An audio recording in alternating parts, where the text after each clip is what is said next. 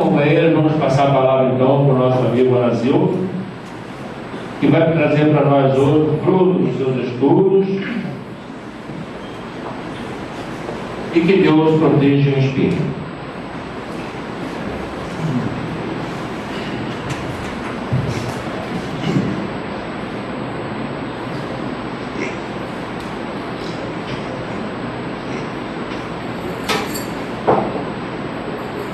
Talhados para a grandeza, para crescer e criar subir, o novo mundo dos músculos sente a seiva do corpo.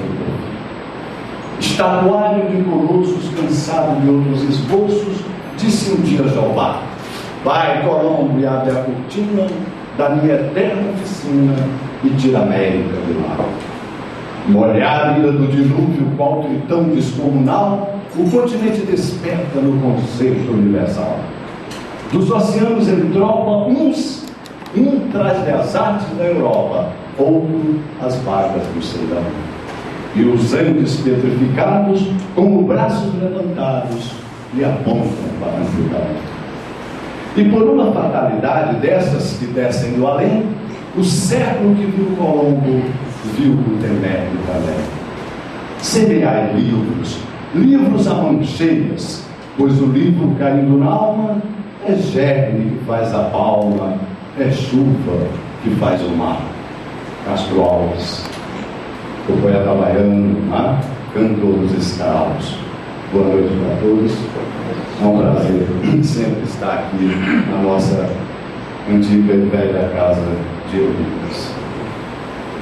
O nosso estudo hoje, eu aliás, um pouco diferente, ou até não sei se isso não é comum, mas eu vou dedicar aos dois jovens fundadores dessa casa, continuam jovens, É um estudo sobre o Parnaso de Além-Túmulo, primeiro livro psicografado por Chico Xavier. Ele é mais velho do que a maioria de nós daqui. A primeira edição é de 1932. Veja que ele é um ancião e, no entanto, está tão jovem. Olha só a nova encadernação, ele está jovem e mais forte, Parnaso de Além-Túmulo é o primeiro livro psicografado por Chico Xavier, que depois dele escreveu tantos outros, no total de 412. E o que nós vamos refletir aqui é um problema muito sério.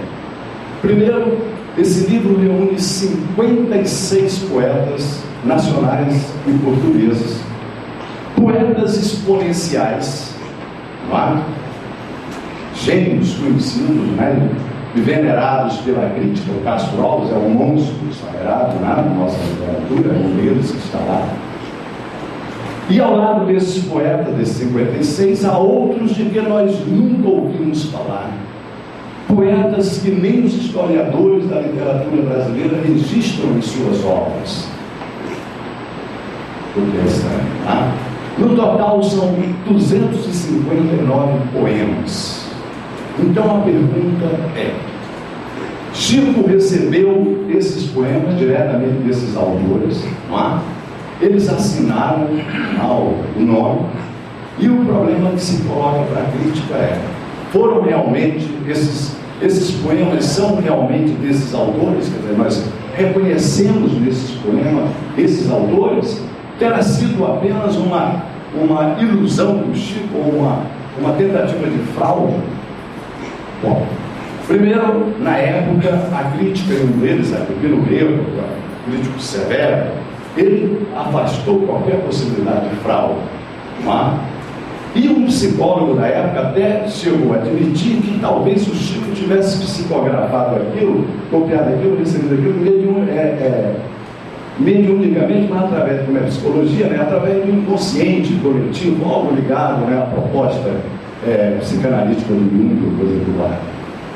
Mas o certo é que o livro está aí esse tempo todo e é um desafio.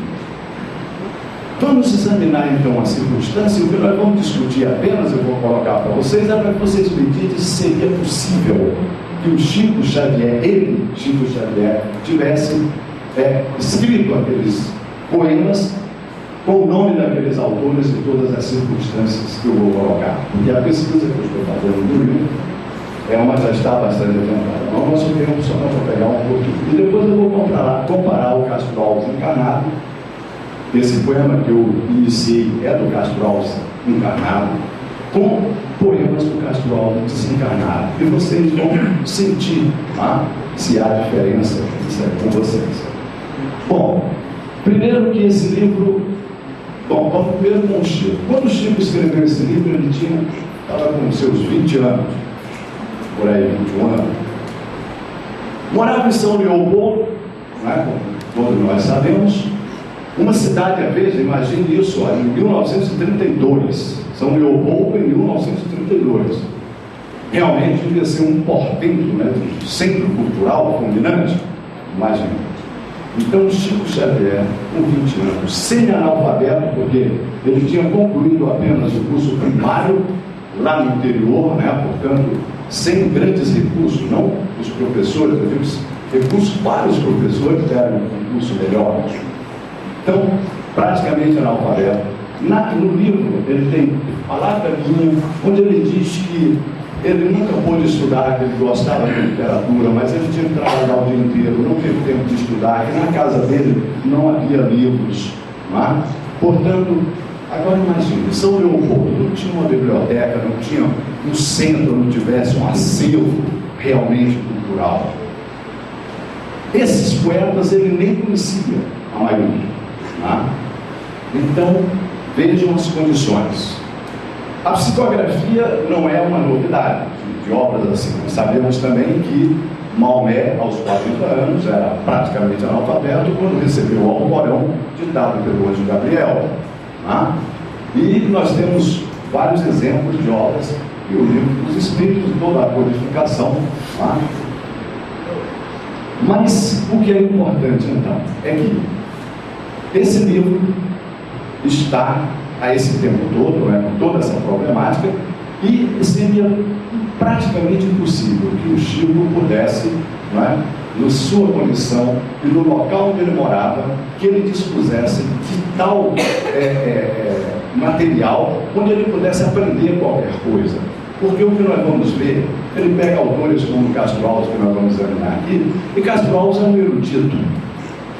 Então ele fala de mitos, de fatos históricos e de coisas. Nós vamos ver que o Chico vai usar mitos que ele nunca ouviu falar. História romana, história da humanidade, história universal. Não é? Onde é que ele poderia ter obtido esse conhecimento? Então essa é a problemática. Agora eu vou colocar a problemática técnica. O que é uma poesia? Como é que o poeta cria um poema? Claro, o poema é uma expressão individual.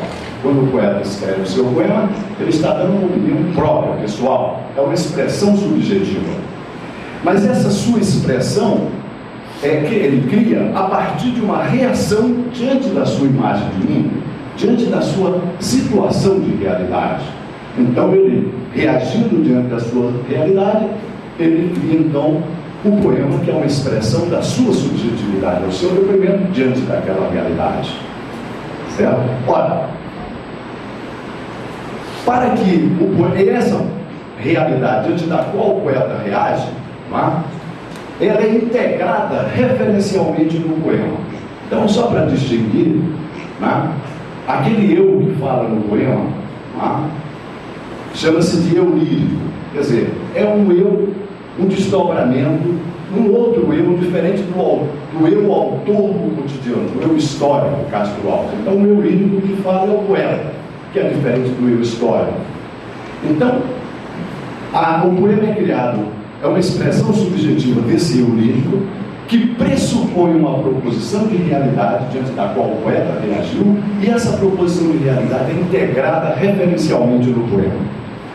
Por exemplo, Drummond, num poema chamado A Flor e a Náusea, ele diz assim: vou de branco pela rua cinzenta, melancolias, mercadorias me espreitam, devo seguir até o enjoo? Então veja, ele está criando a sua expressão, mas ele está falando que ele vai de branco, está falando que era uma rua, etc. Mas mais adiante ele diz assim: passe ao largo rio de aço do tráfego, Garanto que uma flor nasceu. É feia, mas é uma flor. Furou o medo, nojo, o asfalto. E eu sento-me na capital do país às 6 horas da tarde e passo a mão sobre essa forma de seguro. Então veja, capital do país. No poema A Bruxa ele diz assim: nesta cidade do Rio de Janeiro, de 2 milhões de habitantes, o poema é de 1941, de 2 milhões de habitantes, estou sozinho no meu quarto, estou sozinho na América. Olha quanta referência, quer dizer, a situação, a imagem de mundo do poeta está sempre referenciada, porque ela compõe o contexto a partir do qual ele vai criar a sua expressão, certo? Essa imagem de mundo, ela tem que ser a imediata do eu lírico, daquele eu que fala no poema. E normalmente ela coincide com a imagem de realidade do próprio poeta, certo? Normalmente, mas não obrigatoriamente. O poeta pode pressupor uma proposição de realidade, uma imagem de mundo distante dele. Por exemplo, na época do regime ditatorial, embora não aconteça só nessas épocas, aqui no Brasil, os poetas fizeram isso. Chico Buarque de Holanda, por quê? Veja bem, a proposição de realidade da época estava interditada, pela censura. Então o poeta tinha 2 soluções: ou ele parava de escrever, ou então ele tinha que transgredir, porque ele não pode criar a partir do nada. Então o que eles fizeram? Eles buscavam uma proposição de realidade num passado histórico distante, supostamente isento de censura, para poder escrever os seus poemas. É o que faz Chico Buarque, por exemplo, com a Calabar. Quando ele escreve a peça Calabar, os poemas que ele faz são... E aí o que acontece? Como a proposição de realidade é uma imagem do século XVII do Brasil colonial, é claro que o eu lírico que fala tem que estar sincronizado com essa realidade. Por isso quem fala no poema é quem?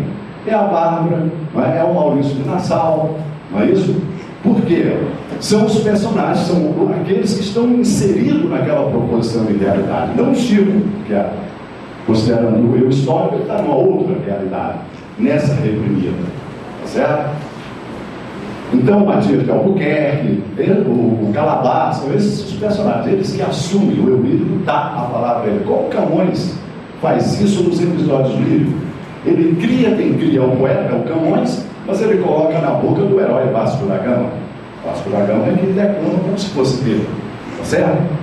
Ora, mas acontece que a proposição de realidade que é escolhida no passado, ela tem na sua estrutura a mesma problemática. Por isso o poeta não é uma escolha inocente. Por isso mesmo o Calabar não foi representado durante o período ditatorial. Mas em relação a Castro Alves, é uma coisa interessante. Jean Francisco Guarnieri, um teatrólogo, ele escreveu uma peça no auge, do regime ditatorial, que estava mais forte do governo Médici lá. Uma peça chamada Castro Alves Pede Passagem. O título já é uma ironia, certo? Castro Alves, um monstro sagrado da literatura brasileira, tem que pedir passagem a ninguém. Mas se ele está pedindo passagem, é censura, porque nessa época a censura não deixava passar nada. Então o título já é uma ironia do Guarnieri. Castro Alves Pede Passagem. E nós vamos assistir a peça. Aliás, várias vezes, porque aquilo era um grito, que saía do peito de todo brasileiro naquela época. Então, quando começava a peça, a cortina se abria, aí vinha um sujeito com um microfone, naquela época tinha J. Silvestre, aqueles programas de auditório, Aí vinha alguém com um microfone assim: boa noite para todos, bem-vindo a mais esse episódio do programa Esta é a História da Sua Vida. E o nosso convidado de hoje é Castro Alves. Aí entra o Castro Alves. Então veja, o Castro Alves vai dizer tudo que ninguém podia dizer. O Castro Alves vai bradar assim: a praça é para o povo como o céu é do Candor.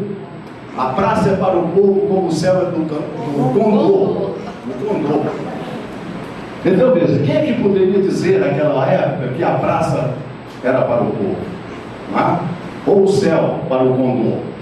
Não havia liberdade. Então veja, o mesmo sentido, a imagem de mundo que ele foi buscar no século XVII, colocava a mesmíssima problemática, certo? Mas ele burlou a censura, porque a censura teve que ouvir calado o Castro Alves, dizendo tudo que a proposição de realidade interditada não permitia. Estão percebendo? Bom, mas em síntese, por que eu estou colocando isso? Só para que vocês compreendam o seguinte: se são 56 poemas, significa que o Chico teria que pressupor 56 proposições de realidade diferentes, porque cada poeta está numa época distante, e são poetas de vários estilos. Tem poeta romântico, poeta impressionista, poeta realista parnasiano, até poeta moderno. Em 1932 não tinha o modernismo brasileiro, o vai estrear exatamente um pouco depois com a sua poesia. Mas são várias edições. Durante algumas edições do Chico foi acrescentando novos poemas. E nas últimas edições, de 1950 e pouco, que foi a que ficou definitiva, ele não acrescentou mais nada de lá para cá, nessas já tinham poetas modernos falecidos que puderam dar suas comunicações. Vamos ver. Acresce ainda, tecnicamente, o seguinte: cada período literário tem a sua concepção de arte, tem aquilo que se chama de estilo de época. Tanto que você pega um poeta e diz: esse poeta é romântico, esse também é romântico. Para isso você analisou o quê? Aquela linguagem que é comum a todos eles, porque era a linguagem padrão consagrada pelos poetas daquele período. Então, já a concepção de poesia e a linguagem padrão dos parnasianos era diferente, aliás, o contrário, porque eles negavam os românticos. Os impressionistas, então, completamente diferente. Então, veja, o Chico teria que pressupor essas diferentes proposições de realidade. Ele tinha que conhecer os diferentes estilos de época e as diferentes concepções de arte de cada um desses períodos literários, quando a gente não sabe nem se o Chico sabia o que era o período literário naquela altura. Certo? Como é que ele podia compor um poema romântico?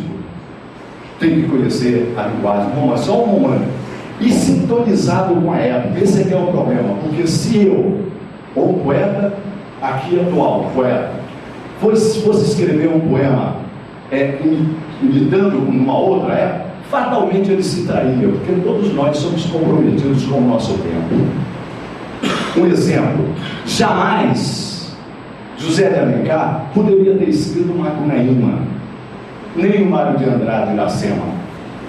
O Mário de Andrade poderia até reescrever o Iracema, mas ele ia se trair, porque ele ia, até inconscientemente, ele ia colocar coordenadas que não estavam na problemática do século XVII, na primeira metade do século XIX, onde está o Alencar. Então, estou só mostrando para vocês refletirem no problema que o Chico teve que enfrentar. E, além disso, cada poeta tem os seus condicionamentos psicológicos próprios. Cada poeta tem as suas. Cada poeta tem as suas concepções psicológicas, tem a sua seleção vocabular, não é isso? Tem a sua concepção de mundo, além da geral, do estilo de época, tem a particular, porque senão você não ia distinguir um autor romântico de outro. Como é que você distingue o Castro Alves do Álvaro de Azevedo? Pela a densidade psicológica de cada um, pelas particularidades individuais, pelo estilo pessoal e principalmente pelos condicionamentos psicológicos de cada um. Então, imagine, por exemplo, o Chico psicografando o Antero de Quental, no século XIX, um descrente, ligado à filosofia de Schopenhauer, do nadismo, do negativismo, e reproduzir todo aquele conflito do poeta, tudo bem. Mas, além disso, a forma. A poesia tem também um padrão. A poesia é feita com um método. Até, menos a poesia moderna, mas até o século XIX, a poesia tinha que ser metrificada. Sílabas métricas, contadas para dar o ritmo. A poesia tem rimas no final do verso e tem rimas internas. E a poesia tem aliterações, coliterações, que são os aspectos musicais do poema. Por isso é que o poema se torna... O poema, se a música nos eleva, a poesia, ela está ainda, né, no meio, porque ela nos eleva pela musicalidade e também pelo sentido, porque o sentido criado na música só para o erudito dela, né? Eu ouço a Sagração da Primavera do Stravinsky, né? E a Primavera barroca. É difícil você distinguir uma da outra, embora você vai distinguir do barroco pelos conflitos, né? A outra, bom, esse falar já é outro problema.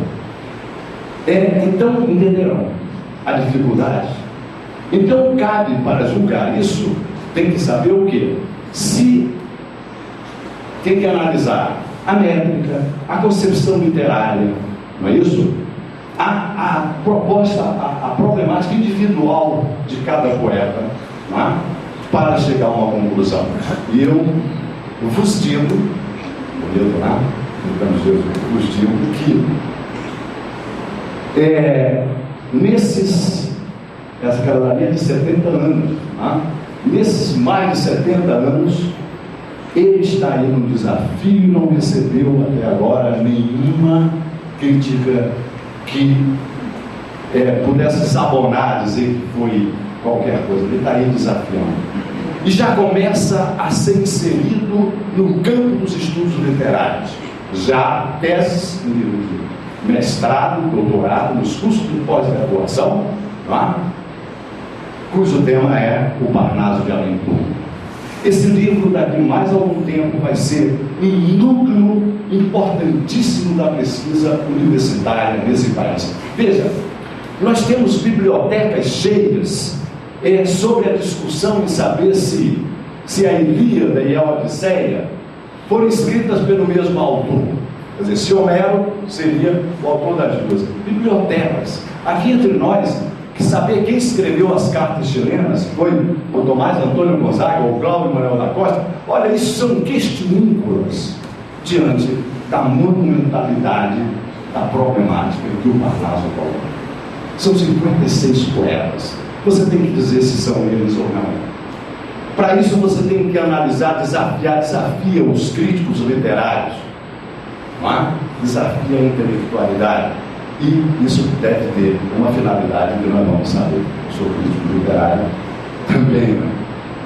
Então, é um desafio. Estou nessa pesquisa, né? Começando. Bom, eu acho ainda mais um adendo para a gente, né? Começar a encaminhar, é que, além dos monstros sagrados, poetas conhecidos como Castro Alves, né? Augusto dos Anjos, Alta de Souza, né? Antero de Quental, Antônio Nobre, não, sério, nós vamos encontrar poetas que nem os nossos historiadores mencionam. Você não encontra nas histórias da literatura. Aí, depois de uma pesquisa feita para o Parnaso, para saber quem era aquilo, que ele colocava o nome, assinava o nome, mas quem é? São poetas que viveram em cidades pequenas no interior, por exemplo, lá no interior de Caruaru, não é nem Caruaru não, lá no interior, lá em Missão Velha, na Barbalha, no interior do Ceará, coisinhas pequeníssimas, que tinha um jornalzinho, um jornaleco da cidade, que o cara publicou 2 ou 3 poeminhas naquele jornal, que ficou por acaso arquivado lá na biblioteca lá. Como é que ele poderia ter entrado em contato com esse poeta? Se fosse um, mas são vários. Quer dizer, se o Chico tivesse psicografado apenas os grandes poetas, seria uma coisa. Mas não, para não deixar dúvida, tem os grandes, tem os pequenos e tem os sumidos. Quer dizer, aqueles de que ninguém nunca ouvira falar antes. É para a gente pensar, não é verdade? Bom, mas antes de chegar ao Castro Alves, eu quero fazer a comparação com vocês. Qual seria a finalidade? Agora, a visão espírita. a interpretação espírita. Veja, Parnaso de Aventura é a primeira obra psicografada por Chico Xavier. Chico Xavier é um missionário, portanto é um ser assinalado. Ele veio, é um espírito que veio numa missão. Então esse livro é fundamental, e é fundamental, porque ele começou com esse livro. Por quê? Porque ele é fundamental, porque ele é inquestionável, porque não tem quem desminta, e é um livro que diz, olha, há a comunicação entre os dois mundos, e quem quiser desmentir, desminta, mas está aí. E está aí o desafio, e ninguém, até hoje, né, desmentir, nem vai poder desmentir. Basta ler para ver. Né? Então, ele sendo, nós sabemos que o Espírito, quando vem em missão, não é?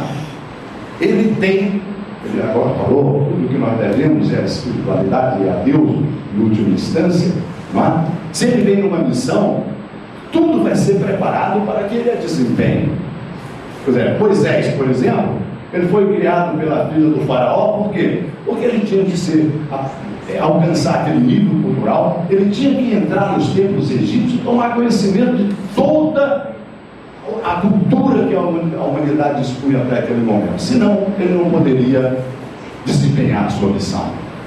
Chico Xavier, também como missionário, não é? Ele precisava ter os elementos. E realmente esse livro vai dar a Chico a credibilidade para tudo que ele vai psicografar depois. Mas não é só isso. Os poetas românticos, que são a maioria, esses poetas eles morreram jovens demais. Se os poetas modernos tivessem morrido com a idade dos poetas românticos, nós não teríamos tido o modernismo. Tá certo? Drummond estreia em 1930 com 28 anos. Com 28 anos, quem é que existia dentro dos românticos? Só os bobões. Então veja bem, é uma poesia de adolescente. A Casimiro de Abreu, 20 anos, Alves de Azevedo, 21, Castro Alves, já meio passado, né? 24 anos. Alta de Souza, 24 anos. O vovô da turma, Fagundes Varela, que também estava no Parnaso, 36 anos. Todos consumidos pelo mal do século, a famosa tuberculose. Né? Esses poetas são gênios, porque um cara que vem, morre aos 21 anos e deixa uma obra como deixou o Alves de Azevedo, é gênio. O cara que morre aos 24 anos e deixa uma obra como deixou Castro Alves, é gênio. Por que esses gênios vieram e fulguraram tão rapidamente e se foram? Quantos anos ou quantos séculos se prepara uma missão para o Espírito? A de Jesus nós temos notícia de 800 anos da vinda dele. Já está anunciado aquele livro. Então, quanto tempo foi preparada a missão do Chico? Gente, esses poetas, porque veja, o Chico diz que ele não evocou nenhum desses poetas. Ele simplesmente concentrava e sentia que alguém pegava a mão dele, escrevia e depois assinava, que ele queria saber quem era. Outra hora aparecia nitidamente na mente dele o poema todo pronto, ele só fazia copiar. E outras vezes sussurrava no meu ouvido, ditava no meu ouvido e só escrevia. E era um poema atrás do outro, vários poemas numa noitada. O companheiro dele, o assistente, só recolhendo e botando no papel para ele escrever, de poetas diferentes, com problemáticas individuais, literárias, epocais, tudo diferente. Não é? Bom, então, esses poetas vieram de livre e espontânea vontade. E se eles vieram de lá, de livre e espontânea vontade, só pode ser para fazer o bem, na verdade. Então, eles estavam, é a minha interpretação, é o que eu entendo, na missão de Chico Xavier. Eles vieram para deixar ali marcado o seu nome da sua genialidade, certo? Para que, a partir dali, o Chico fosse consagrado na sua missão de psicólogo, certo? E por isso ele pôde escrever 400 e tantos livros, como aí está. Então veja. E por outro lado, agora.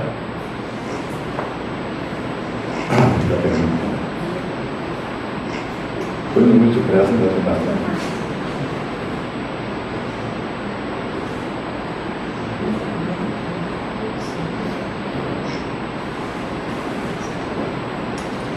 que a leitura dos poemas toma muito tempo. Então veja, ainda em relação, né, à missão, é claro que nós podemos dizer que eles se reuniam lá no plano espiritual, um após outro, ele dando seu poema, dando boa noite ao Chico e indo embora. O Chico pegou, ele diz nas palavras minhas que muitas vezes ele pegava como coisa, ele não sabia o que no dicionário para saber o que aquilo significava. Eu estou colocando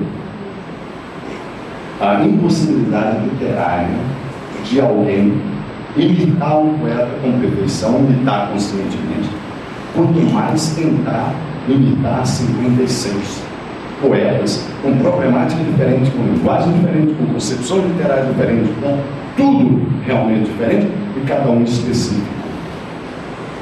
Seria como se o Chico tivesse que viver naquelas épocas todas, entrar na problemática geral da proposição de realidade que está pressuposta no poema e na problemática individual. Um Antero, por exemplo, articulado, aliás, o último, ele publicou um livro, ele teve sempre um conflito, né, do lirismo, mas ele estava até conformado quando publicou um livro com maior esperança. E, no entanto, para desespero de todo mundo, depois ele se suicidou, depois desse livro esperançado. Não é? Então é um poeta atormentado. Como é que isso vai ser visto? Bom, depois eu só folhei os poemas. Então eu vou colocar tudo que tem que ser colocado.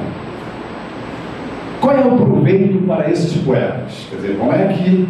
Porque a finalidade? Bom, a missão do Chico, que eu acho que isso, na minha opinião, da perspectiva espírita, é indiscutível. Não? Porque se o Chico começasse a psicografar dizendo que foi um espírito não sei o que lá que mandou, agora, depois desse assentamento, ele disse, foi a mãe de fulano que mandou e todo mundo vai realmente acreditar. Tem um problema da credibilidade, só aqueles poetas poderiam fazer. E tinha que ser o primeiro, e tinha que ser naquele momento em que o Chico estava totalmente visto, digamos assim, não? Sem nenhuma penetração cultural, sem nenhuma mescla, estava realmente com a tábua pronta. Era o momento da sua missão, o momento preparado. Eles vieram e deram gratuitamente.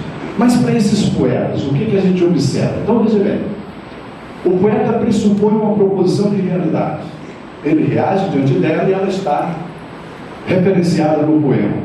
Ora, quando ele está desencarnado, o Castro Alves, por exemplo, ele tem a proposição de realidade da sua última encarnação, portanto, como homem aqui na matéria, e agora ele está diante de uma outra realidade da qual ele também reage. Então, o poema deles, desencarnado, não referencia apenas a realidade histórica do homem histórico, mas também a realidade espiritual do espírito desencarnado. Então, você vai ter que perceber as duas. E com isso, o que acontece? Acontece simplesmente o seguinte: não com Castro Alves, embora nós vamos examinar o problema da morte muda, Castro Alves, Alta de Souza, que já era muito espiritualizada, mesmo na sua poesia encarnada, mas um Monteiro de Quental, né? Então, isso vai fazer com que, de repente, ele vai, nessas duas proposições de realidade, ele vai começando a espiritualizar o seu pensamento. Então, aquele pensamento que podia ser um pensamento contrário, né? Ou um pensamento de desespero, de tristeza, né? Portanto, trazendo de depressão, né? De desânimo diante do mundo e da vida, ele agora está refazendo. É a oportunidade de refazer para a humanidade o seu próprio pensamento. A poesia deles é uma poesia mais espiritualizada. E isso é também um outro elemento. Vocês querem ver uma coisa? A crítica diz duas coisas que a crítica diz assim. Primeiro, não tem nada para dizer, não tem como contestar direito, mas diz o seguinte, que é muito redundante. Você pega um poeta e às vezes o poeta, Casimiro de Abreu, tem versos inteiros de poemas anteriores dele, cara, então é muito redundante. Mas veja, se esses poetas de lá escrevessem alguma coisa e não fizessem nenhuma referência à sua poesia de lá, não seriam identificados. Então, tudo que a crítica colocou pode ser rebatido facilmente por outra visão crítica, certo? Então, pelo contrário, eu acho que tem que ter redundância, o ritmo, a métrica, não é? Tudo isso vai fazer com que ele se torne reconhecido. Então, em suma, é um bem para todo mundo, não é? Quer dizer, o espírito, não é? Espiritualiza a sua poesia, a sua mensagem, a mensagem que ele deixou para a humanidade, ganha uma nova dimensão, não é isso? Por outro lado, serve para afirmar e sustentar a missão de Chico, não é? Vieram para isso, não é? Tornando, portanto, como eu disse no início, o Parnaso Raimundo uma obra fundamental que vai desafiar a humanidade incrédula, né? Porque os crentes como nós, não, mas a humanidade incrédula, porque eles vão fazer tudo para tentar provar alguma coisa, eles vão fazer tudo, não conseguem fazer nada, porque nesses mais de 70 anos, 75 anos, né? Não conseguiram coisa nenhuma, mas... E é por isso, e agora veja, quando começa a sair dissertações, teses, reflexões, mestrado, doutorado, das últimas teses que eu orientei, quando o autor tinha poesia desencarnada, eu aconselhava ao meu orientador que fizesse no final um capítulo dando notícia daquilo. Ah? Foi o caso de Cruz de Souza, igual, bota lá, ele botou também há uma parte de poesia que não é autógrafa, não foi assinada por ele, não, psicografada pelo médico Chico Xavier, e relaciona, outro coloca, porque existe, está com o nome dele. Se você provar que é falha, tudo bem, mas se não provou se é dele, então tem que ser colocado. Então veja, é natural, né? É devagar, porque uma missão, a missão de Jesus não se completou até hoje, porque o cristianismo ainda não foi totalmente integrado. A missão do Chico não terminou quando ele desencarnou, pelo contrário, depois disso é que ela começou, filmes, e agora é que o efeito da sua missão está começando assim. E o Parnaso Raimundo, ou seja, a primeira obra é o Farol. É um monumento. Né? Bom, depois a gente pode concluir mais alguma coisa, mas vamos, né, conhecer um pouco do poeta. Então eu vou primeiro fazer uma comparação entre dois poemas. Aquele que eu comecei aqui, que eu reproduzi apenas alguns pedaços. O poema chama-se O Livro e América, Castro Alves encarnado. Reparem no ritmo, reparem na formulação histórica e, sobretudo, um pouquinho sobre Castro Alves também. Castro Alves era um poeta identificado com a liberdade. Por isso ele é chamado do cantor dos escravos. Né? Navio Negreiro, todo mundo conhece, né? Estamos em pleno mar todo do espaço vincular. Quando ele vê o navio negreiro, ele pede ao brinco, se aproxima e de repente ele indaga. Todo mundo conhece essa estrofe, né? Mas meu Deus, que bandeira é esta? Que a tanta covardia e festa, né? E impune na grávida tripudia. Aí aquela coisa densa, como diz. Aure verde, tendão de minha terra, que a brisa do Brasil beija e balança. Tu que foste hasteada dos heróis na lança após a guerra, antes que houvesse roubo na batalha, que servires a um povo de mortalha. Chora, musa, chora e chora tanto, para que o pavilhão se lave no teu canto. Quer dizer, a poesia fazendo a purificação. E ele vai concluir esse poema, de certo modo, com Vai Colômbia abre a oficina, contraponto aquele outro, que ele termina dizendo, pedindo para tirar aquele brinque, né, portanto, a liberdade, a independência do Brasil, e pedindo a Colômbia que feche os seus mares. Não valeu a pena a América ser descoberta para isso. Termina dizendo assim: Andrada, arranca esse pendão dos ares, pendão da bandeira, né? Colombo, fecha a porta dos teus mares. Esse é o Castro Alves, porém, né?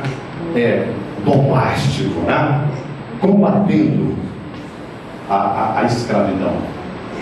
E nós vamos ver no poema dele, Desencarnado, que é o mesmo Castro Alves, lutando pela liberdade, mas pela liberdade do espírito. Não é mais o homem nos grilhões da matéria, mas o homem nos grilhões das faltas, né? da sua pouca compreensão da sua natureza. Então, é o mesmo Castro Alves vibrando, né? A espada, né? A sua fala em prol da liberdade, resgatar o espírito, desenvolver os seus talentos. Então, eu vou ler mais completamente aquilo que eu iniciei, que chama-se O Livro e a América, e depois vocês vão comparar comigo com o livro, com outro dele desencarnado, que se chama Livro Divino. Por isso eu peguei livro, né? Tem livro nos dois lugares. Então, O Livro e a América, um poema muito conhecido. Eu vou ler algumas partes que eu não mencionei, só para que vocês vejam o caudal histórico, as referências históricas, né? Então ele diz assim: o século que viu Colombo, viu Gutenberg também, né? Muito bem. Aí ele diz assim: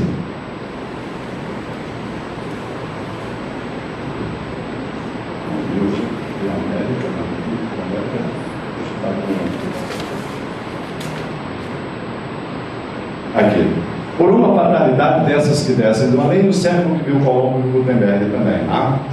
Aí ele diz: quando no tosco estaleiro da Alemanha o velho obreiro, a ave da imprensa gerou, o genovês salta aos mares, busca um ninho entre os palmares, e a pátria da imprensa achou.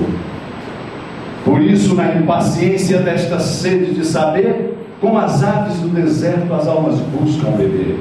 Ó bendito que semeia livros, livros à mão cheia, e manda o povo pensar. O livro caindo na alma, é germe que faz a palma, é chuva que faz o mar.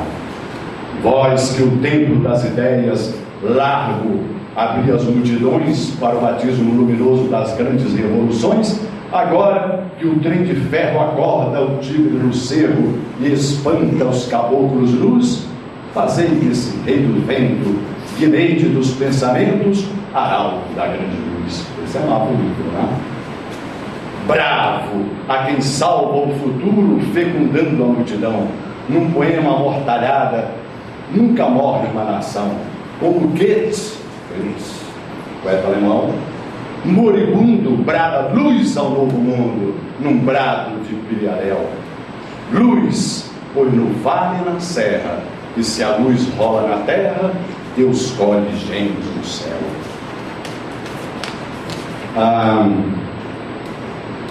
Bom, Machado na Alemanha e tal. Então vocês viram um pouco, né, do livro dele, aquele ali, Encarnado. Agora vejamos o Livro Divino do Castro Alves, Desencarnado.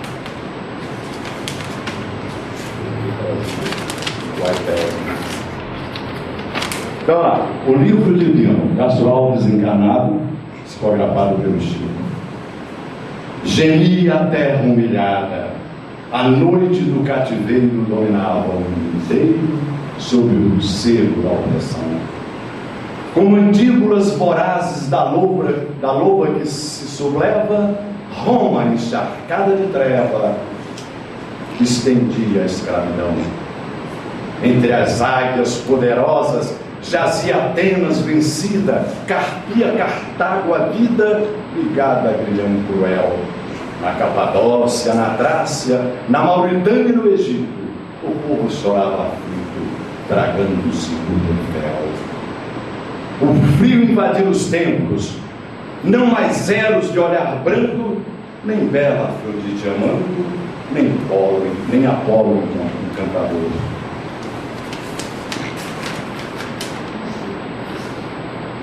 O Olimpo dormira em sombra, cessara a graça de Eleusis, não surgiram outros deuses que não fossem do terror. Mas quando o mal atingira o apogeu da indiferença, disse Deus da altura imensa: faça-se agora mais luz. E um livro desceu brilhando para a história envelhecida. Era o Evangelho da vida sobre as lições de Jesus. Tremeram dourados sólios, o orgulho caiu de rastro, arcanjos lindos astros em cânticos de louvor. Mas ao invés da vingança, contra o ódio, contra a guerra, o livro pedia à terra bondade, perdão e amor. Começara um novo reino. Horizontes infinitos descerravam-se aos aflitos, perdidos nos escarcéus. Os fracos e os desditosos, os tristes e os desertados, contemplaram deslumbrados novos mundos, novos céus. Desde então a humanidade trabalha, cresce e porfia ao clarão do novo dia, por escalar outros sóis.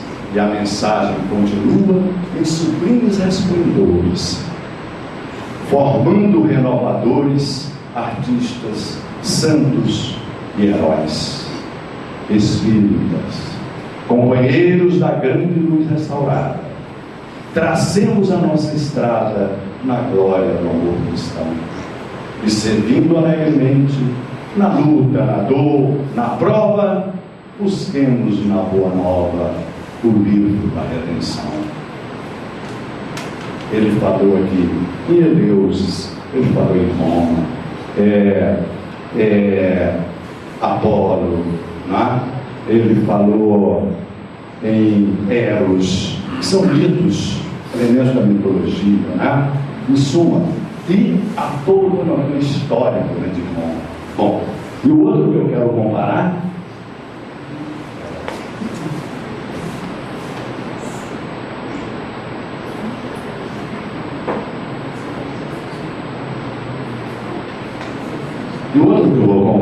é a opinião do Castro Alves num poema belíssimo que se chama Mocidade e Morte.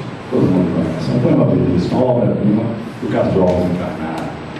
E depois nós vamos ver como é que ficou a concepção da morte no poema A Morte do Castro Alves desencarnado. Então, no poema encarnado, ele diz assim: ó, eu quero viver, beber perfumes na flor silvestre que balsama os ares, ver minha alma adejar pelo infinito, qual branca vela na amplidão dos mares. No seio da mulher há tanto aroma, nos seus beijos de fogo há tanta vida. Árabe errante vou dormir à tarde, a sombra fresca da alma erguida. Mas uma voz responde-me sombria: terás o sono sob a laje fria. Morrer? Quando este mundo é um paraíso e a alma um cio de douradas plumas? Não, o seio da amada é um lago virgem. Quero boiar a tona das espumas. Vem, formosa mulher, camélia pálida, que banharam de branco as alvoradas. Minha alma é a borboleta que espaneja o pó das asas lúcidas douradas, e a mesma voz repete o terrível, com um gargalhar sarcástico: impossível. Eu sinto em mim o borbulhar do gênio, vejo além um futuro radiante. Esse futuro é um futuro radiante. Avante, brada meu talento na alma, e o eco ao longe me repete: avante. O futuro, no seu seio, entre louros e bênçãos, dorme a glória. Após o nome do universo na alma, um nome escrito no panteão da história. E a mesma voz repete funerária: teu panteão, a perna mortuária. Morrer é ver extinto dentre as névoas o fanal que nos guia na tormenta. Condenado, escutado ao medicino, voz da morte que a morte lhe lamenta. Ai, morrer é trocar astros por cílios, leito macio por esquife imundo, trocar os beijos da mulher no pisco da lava errante, no sepulcro fundo, ver tudo findo, só na lousa um nome. E vai por aí, o poema é grande, não há?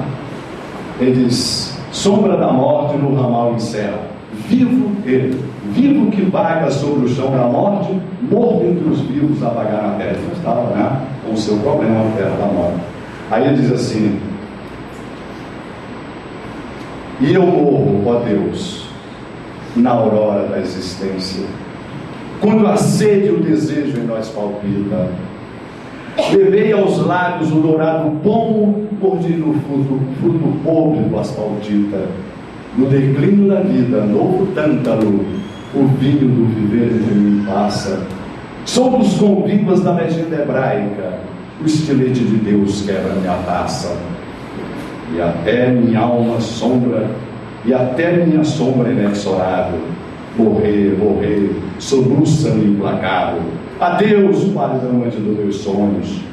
Adeus, vida, adeus, glória, amor, anelos. Aí, não está aqui o resto. Ah, tá.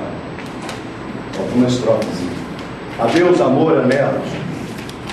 Escuta, minha irmã, cuidosa enxuga os prantos de meu pai nos teus cabelos. Fora louco esperar fria rajada, sinto que do viver me extingue a lâmpada. Resta-me agora por futuro a terra, por glória nada, por amor a campa. Adeus, arrasta-me uma voz sombria, já me foge a razão na noite fria. Castro Alves. Agora vejamos o Castro Alves desencarnado num poema que se chama A Morte. Confronto, por favor. Vocês viram ali quanta coisa ele citou, né? De mitos, de personagens históricos, né? E por aí afora. Né? No poema A Morte ele diz assim: no extremo polo da vida diz a morte, humildade, sou a espada da verdade e a tênis do mundo sou tênis. Sou balança do destino, fiel desconhecido, lanço cômodo no ouvido e aureolo a fronte de Hugo. Cômodo é um imperador romano. Né? E esse Hugo é interessante, porque na estrutura, né, da oitava, esse Hugo vai ter que rimar com o quarto verso do primeiro quarteto.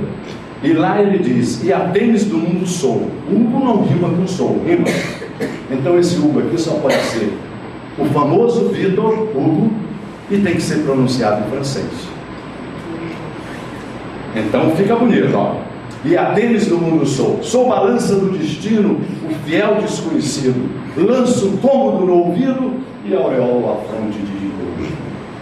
Agora eu tinha que saber francês também, para rimar esse gol com gol. Bom, isso é uma curiosidade desse tipo, que tem várias, nos vários poemas do Barnard. O cronômetro dos séculos não me torna envelhecida, sou morte, origem da vida. Olha como mudou a concepção. Prêmio ou gládio vingador, sou anjo dos desgraçados que seguem na terra errante, desnorteados viajantes dos Niágaras da dor. Niágara. Também sou o braço potente dos déspotas e opressores que trazem os sofredores no jugo da escravidão. Aos bons sou compensação, consolo e alívio aos vencidos, e nos maus aumento os gritos de dores e maldição. Sepultura do presente e do porvir sou plenitude, da alegria sou saúde e do remorso amargura. Sou águia libertadora que abre sobre as descrenças o manto das trevas densas e sobre a crença o esplendor. Desde as eras mais remotas, coso láureas imortais, e sobre a dor das batalhas minha asa sempre pairou. Meu verbo é a lei da justiça, meu sonho é a evolução, meu braço a revolução, Austerlitz ou Waterloo. Pois, Dois grandes generais franceses presos.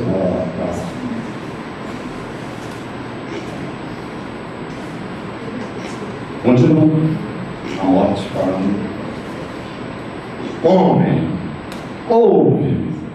Se às vezes simbolizo a guilhotina, minha mão abre a cortina e torna o mistério em luz.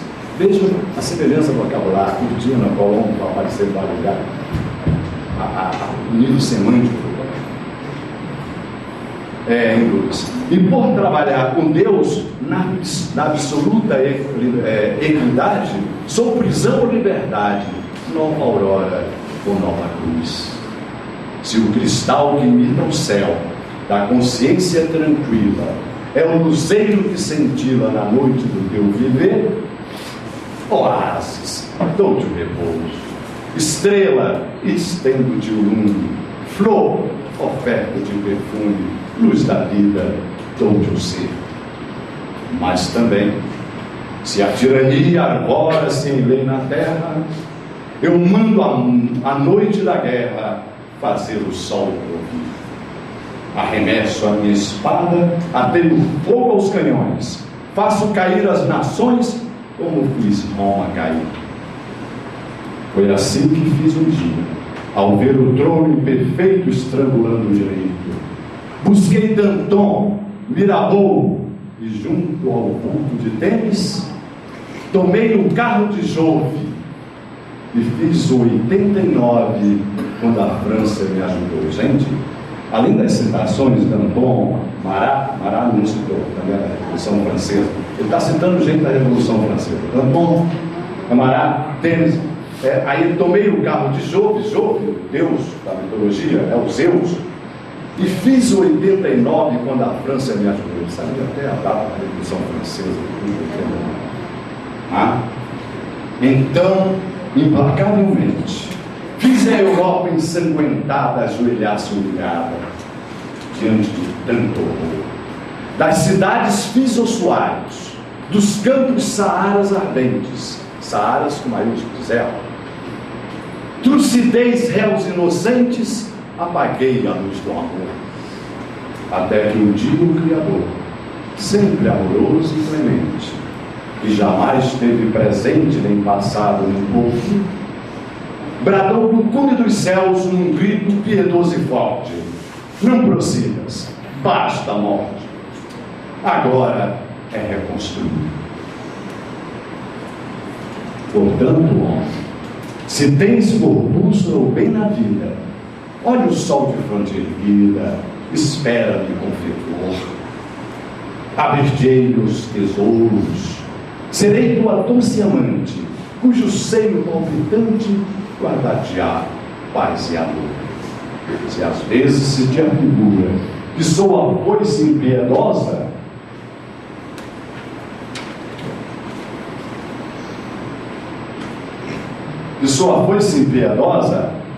horrenda, fria, orgulhosa, que espedaça os teus heróis, verás que sou a mão terna, que rasga abismos profundos, e mostra bilhões de mundos, e mostra milhões de céus.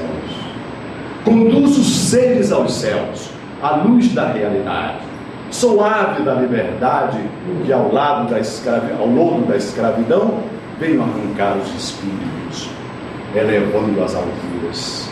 Dou corpo às sepulturas, dou alma para o plano. A morte é a transformação.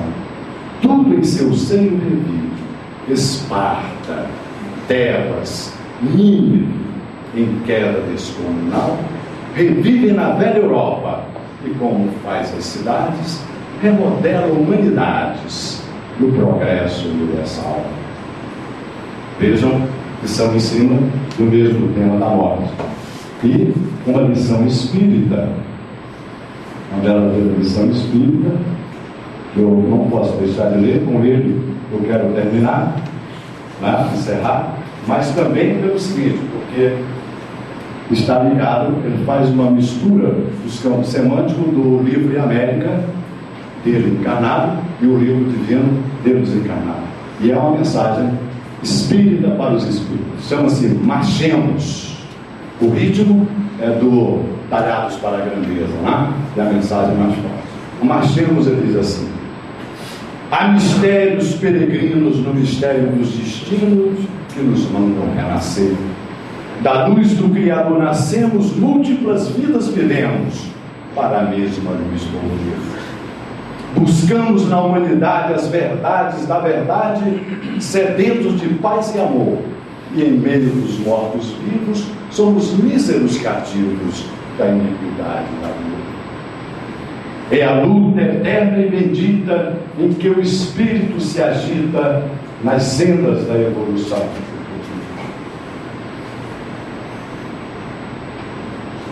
Nas sendas da evolução. Oficina onde a alma presa foge à luz, foge à grandeza da sublime perfeição. É a gota d'água caindo no arbusto que vai subindo, pleno de seiva e nervor. O fragmento do estrume que se transforma em perfume na corola de uma flor. A flor que terna expirando cai ao solo fecundando o chão duro que produz, deixando um aroma leve na aragem que passa breve nas madrugadas de luz. Vocês estão lembrando? É rija a bigorna, o malho, pelas fainas do trabalho, a enxada fazendo pães, e o escopo dos escultores transformando a pedra em flores, em carraras de eleição. É a dor que através dos anos, dos algozes e dos tiranos, anjos puríssimos pais, transmutando os neros rudes em arautos de virtudes, em mensageiros de paz. Nero, tudo evolui, tudo sonha na imortal ânsia risonha, de mais subir, mais galgar. A vida é luz, esplendor, Deus somente é o seu amor, o universo é o seu altar. Na terra, às vezes se acendem radiosos faróis que esplendem dentro das trevas mortais. Suas últimas passagens deixam fulgores, imagens em reflexos perenais. Passagem dos próprios românticos é isso, mas ele vai chorar para ele. É o sofrimento do Cristo, portentoso jamais visto no sacrifício da cruz, sintetizando a piedade e cujo amor à verdade nenhuma pena traduz. É Sócrates e a cicuta, é César trazendo a luta, tirânico e lutador, é Senine com sua arte, ou o sabre de Bonaparte, o grande conquistador. Fora todos nós. É Anchieta dominando, a ensinar catequizando o selvagem infeliz. É a lição da humanidade